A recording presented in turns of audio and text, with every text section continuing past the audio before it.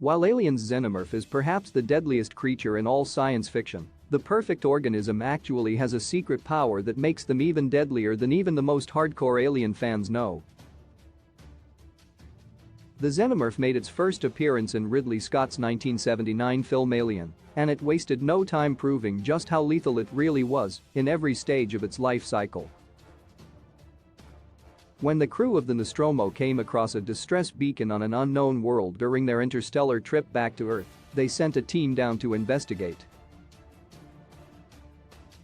What they find is a derelict ship with a massive chamber containing rows of large eggs. When one of the crew members looks more closely at one of the eggs, it opens at the top, and a creature that would become known as a facehugger leaps out and attaches itself to the man's face.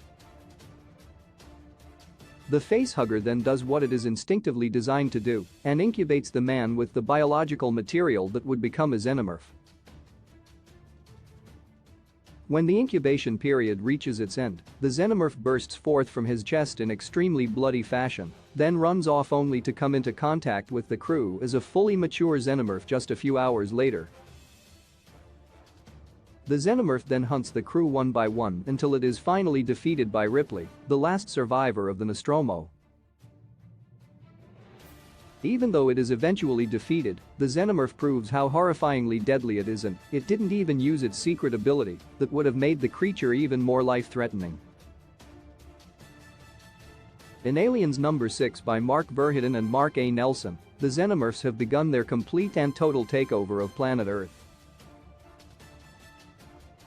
After a religious cult known as the Church of Immaculate Incubation broke into a scientific facility where experiments on living xenomorphs, including a xenomorph queen, were taking place on Terran soil, they released the xenomorphs into the wild.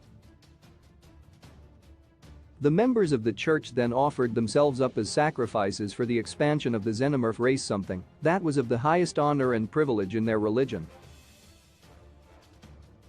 The Church of Immaculate Incubation believed that the xenomorphs were cosmic gods rather than monstrous alien life forms, a belief that was actually planted in their minds by the xenomorphs themselves.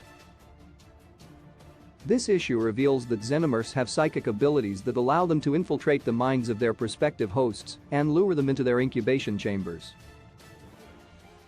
In the case of the members of the Church of Immaculate Incubation, the Queen Xenomorph made them think xenomorphs were gods, and by freeing them from the clutches of Earth's scientists and allowing the facehuggers to impregnate them, they were serving a divine purpose. Not only did this technique serve to free the xenomorphs of their imprisonment, but it continued after they effectively conquered the planet. The humans who survived the initial flood of xenomorph activity were having their minds probed by the many queens who were establishing nests around the world, and they were being pushed to accept the warmth and love of the facehuggers' embrace and play a pivotal role in the continuation of a divine race of cosmic beings. The idea of xenomorphs invading the minds of their victims and making them believe that they want to be impregnated by a facehugger, knowing that it will result in certain and painful death, is an example of cosmic horror that hasn't been explored in the mainstream films, proving that Aliens' xenomorphs have a secret power that makes them deadlier and more horrifying than fans know.